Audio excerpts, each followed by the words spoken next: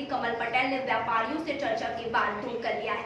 मुख्यमंत्री शिवराज सिंह चौहान की सहमति के बाद अब प्रदेश की मंडियों में मंडी टैक्स ₹1.50 के स्थान पर केवल 50 पैसे वसूला जाएगा। इसके साथ ही निराश्रित सहायता के 20 पैसे वसूलना भी बंद कर दिए गए। राज्य सरकार के इस फैसले के बाद पिछले 12 दिन से हड़ताल कर रहे व्यापारी मंडी लौट आए हैं। कृषि मंत्री कमल पटेल ने इस फैसले को लेकर अपने जन्मदिन का तोहफा बताते हुए कहा कि नए मंडी एक्ट से अब किसानों को कहीं भी अपनी फसल बेचने की छूट है। अनाज के भंडारण के लिए लाइसेंस की बाध्यता भी खत्म हो गई है। कमल पटेल ने बताया कि मंडी के बाहर कारोबार पर कोई मंडी टैक्स नहीं था, लेकिन मंडी में ₹1.50 मंडी टैक्स देने के साथ ही 20 पैसे निराश्रित सहायता शुल्क देना पड़ता था। व्यापारी मंडी टैक्स घटाने की मांग को लेकर पिछले 12 दिन से हड़ताल पर थे। वहीं आपको बता दें कि सकल अनाज दलहन तिलहन व्यापारी समिति के अध्यक्ष गोपाल दास अग्रवाल ने कहा कि सरकार के इस फैसले से व्यापारियों को राहत मिलने के साथ ही मंडियों को बचाने का भी रास्ता खुल गया है।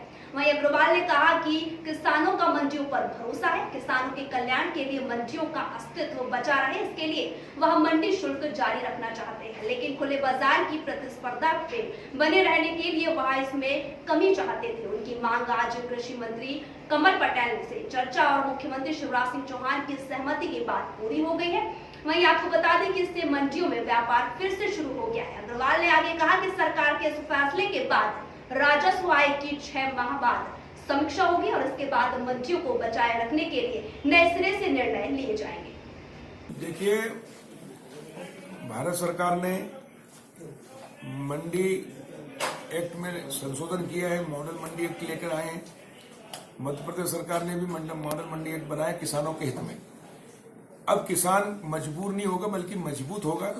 अब किसान सिर्फ मंडी में माल बेचने के लिए मजबूर नहीं रहेगा, वो घर से भी, खलिहान से भी, खेत से भी बेच सकता है और उस पर कोई टैक्स नहीं लगेगा। कोई भी व्यापारी लाइसेंस लेके जो भी पैन कार्ड धारी है और उसका किसान का सौदा पड़ता है और उसको अच्छे रेट मिलते हैं, उचित मूल्य मिलता है, बाजार से ज्यादा मूल्य मिलता है, तो वो खलिहान से भी बेच सकता है, उसको छूट दी गई है।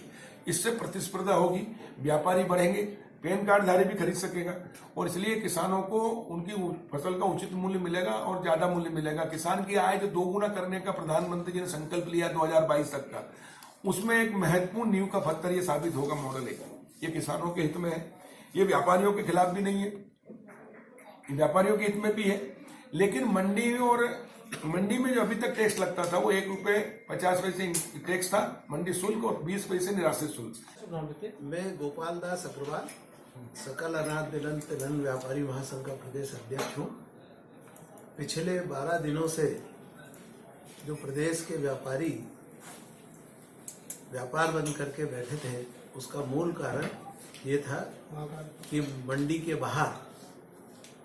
के बाहर जो है सरकार ने कानूनी रूप से टैक्स समाप्त कर दिया था, लाइसेंस समाप्त कर दिया था।